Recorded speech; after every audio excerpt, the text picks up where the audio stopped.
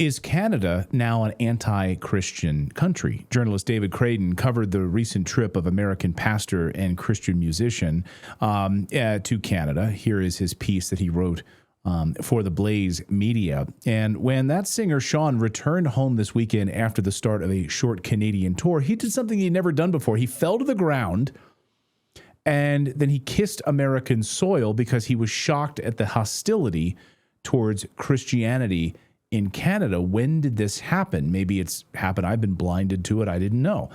Ottawa journalist, independent journalist, David Krayden joins us now to talk about that and more. We're going to talk also about the Freedom Convoy here in a second. But David, this is a part of the story I hadn't heard. You know, we were seeing obviously the persecution of Christians around the world, covering the bombing in Gaza of a Catholic church. This is happening all over the world, but Canada? When did this start happening?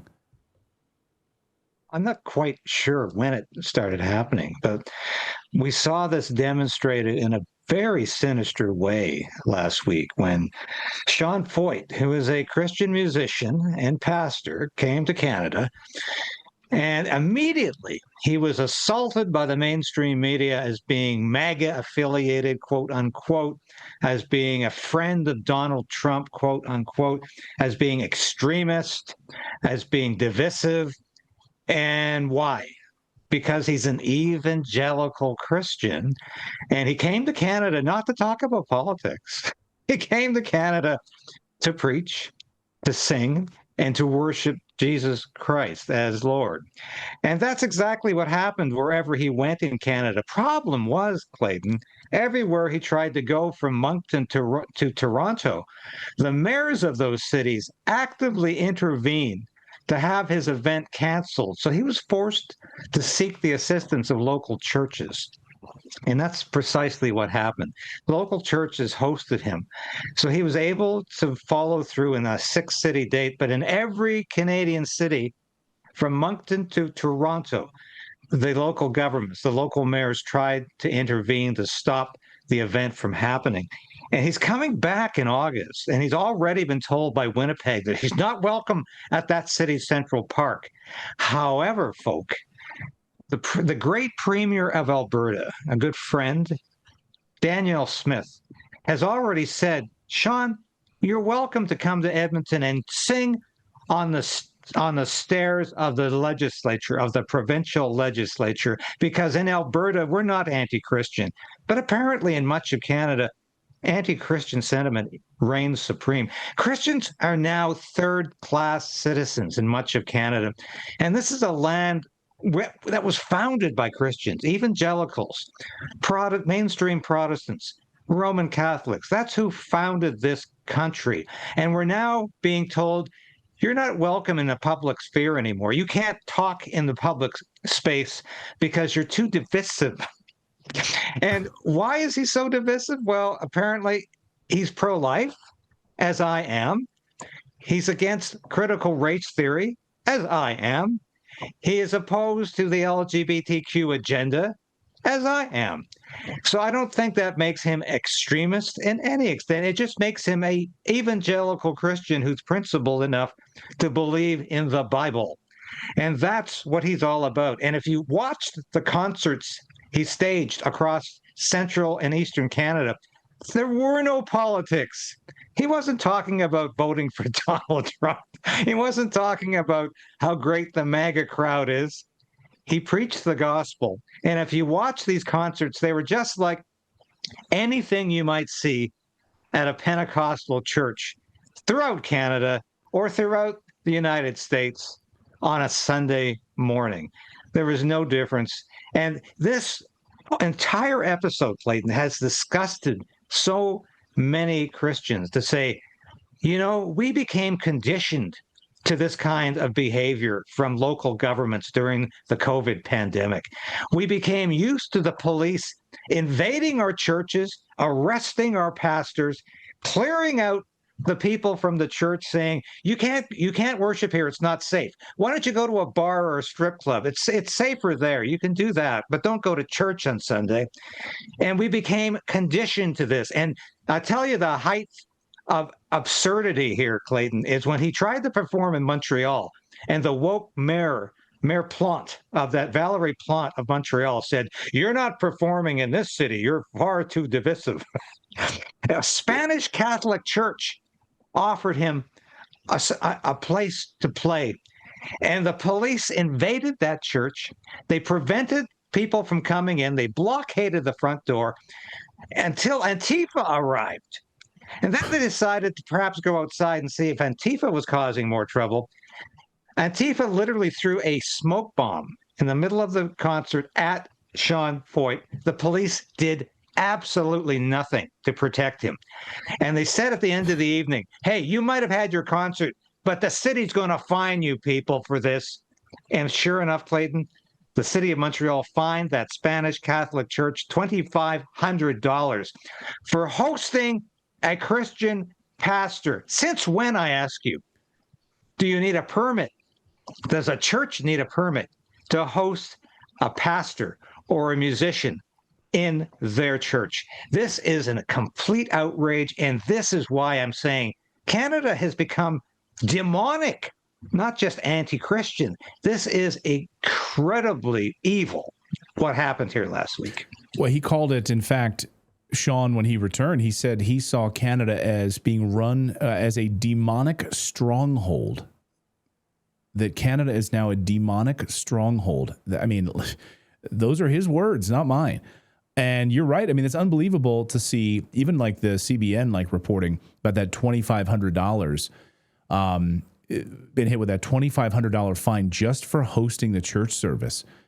It's unbelievable. And what are they saying? What was their reasoning for issuing the fine? Like, it's in his views on sexuality, abortion, government overreach. That's a problem for the Montreal government. So he's not allowed to have to perform in a church. We're like, what was their reasoning for the fine and shutting it down? They had no reason. They had absolutely no reason. This is a product of COVID reasoning, which is, we don't have to give you a reason for coming into your church and throwing people out. During COVID, it was for health reasons. During this instance, it was for security reasons. Oh, we're worried that his presence in the city is going to cause some sort of very divisive, controversial reaction.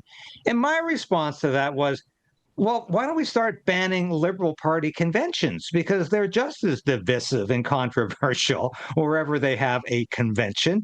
So when did it become illegal to be controversial or divisive? That's really the nature. That's the foundation of democracy, is division, that people don't have to agree on a one-party state solution. People don't have to agree on everything the government tells them.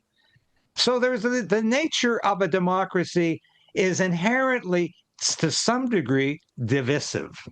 Yeah. We're not always going to agree on things, but we're supposed to have something called freedom of religion. And I'm sorry, that's evanescent in Canada today.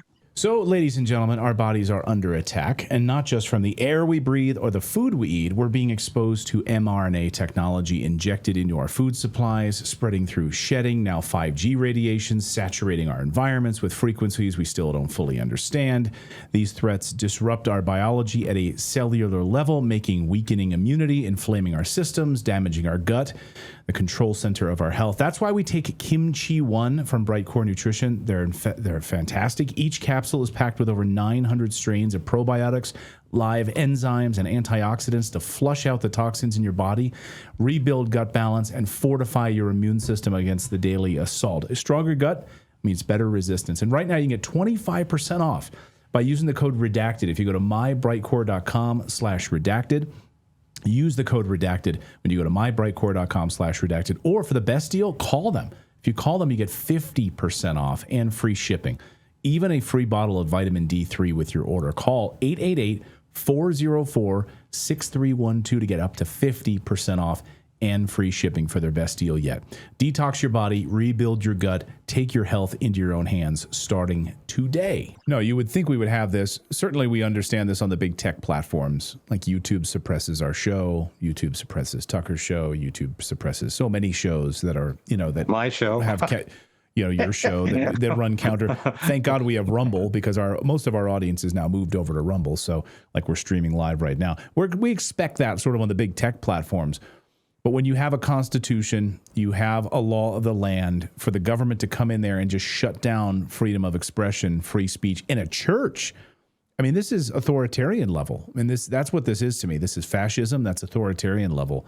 You love to throw around the term Nazis. I mean, that's exactly what this is. And the Carney government is allowing and facilitating this. Another piece of this, you mentioned COVID, is the Freedom Convoy sentencing. So you just penned this piece at the Blaze Media, Freedom Convoy sentencing straight from the anarcho-tyranny playbook. And you basically say that basically Chris Barber and Tamar Lich, two of the main organizers of the 2022 Freedom Convoy, could be locked up for years now. They were found guilty on mischief, which I don't think anyone could even describe what that even was. Mischief. But now they've been awaiting sentencing. I mean, it seems like forever at this point. And they're not up until October, but now like word on the street is they could face up to 8 years behind bars. This is outrageous. What do you know? Well, that's what the Crown Counsel, and for your American viewers, the Crown refers to the prosecution, which is, of course, in this case, the Ontario government. It's not actually the federal. A lot of people think this is Justin Trudeau started this whole thing. He invoked the Emergencies Act, but it was Premier Doug Ford, the faux conservative, the red Tory Premier of Ontario, who has been pushing this prosecution. I was there at this trial from day one, and that was early September, 2 years ago, when this trial started. By the time they get their sentencing on October 7th, it's going to be literally 25 months of lawfare. And of course, we had last week, I went to the trial because I was expecting they were going to have the sentencing last week. I was informed upon arrival that no, this was a sentencing hearing. It was going to be 2 more days of legal padding to put Tamara Lich and Chris Barber through a little more lawfare, a little more hell. And that's what this is all about. But the prosecution revealed at this point their documents stating explicitly they think these people are guilty of extraordinarily criminal, get this, extraordinarily criminal behavior, and that Chris Barber deserves 8 years in jail. Tamara Lich, 7 years in jail. And this is the part that really smacks of Bolshevism. The Crown wants to expropriate Chris Barber's truck, from which he gains his livelihood. But it also happens to be an icon of the Freedom Convoy, and it was nicknamed Big Red. It became symbolic of the whole convoy experience. And this is how vindictive the woke prosecution is. They want to take his truck away and put him in jail for 8 years. And it's absolutely astounding because I tell you, on the same week that the Crown announced that Chris Barber should go to jail for 8 years for organizing a peaceful protest, for cooperating with the police on every opportunity. A couple in Calgary received 6 years manslaughter when their child was killed at their hands. 6 years. Jeez. So you get 8 years, potentially 8 years for mischief, but you're getting off with 6 years for manslaughter. And in some cases, murderers are getting that or less in this country. And this is where I say anarcho-tyranny, because that describes a political system that persecutes its political rivals, that persecutes people who dare to question the political narrative of the government. They imprison them, they convict them, they arrest them. But it leaves the real criminals relatively alone. So this is why we have car thieves going to jail for maybe a week and getting out on bail and never being seen again. This is why we have people guilty of various forms of assault getting less than 2 years. And this is why we have killers going to jail for 6 years. It's like a playbook right out of the United States justice system. We had thugs that beat up these, concert goers in Cincinnati, go into jail, get out on bond, $400, they're out. And then, other individuals spending years behind bars for incredibly small amounts, mischief or misdemeanors or other things like that. Well, we'll be watching it. So October, we have to wait until the sentencing. Is that right? Well, this is the astounding thing is that when I spoke to Tamara Leach when the sentencing hearing began, I said, well, when do you anticipate you're going to get the sentence? And how long do you folks have to wait? And she thought, well, probably by mid-August. The judge determined at the end of the sentencing hearing that there would be a 2-month lag. We're going to have to wait literally until October 7th. But in August, they're getting together again.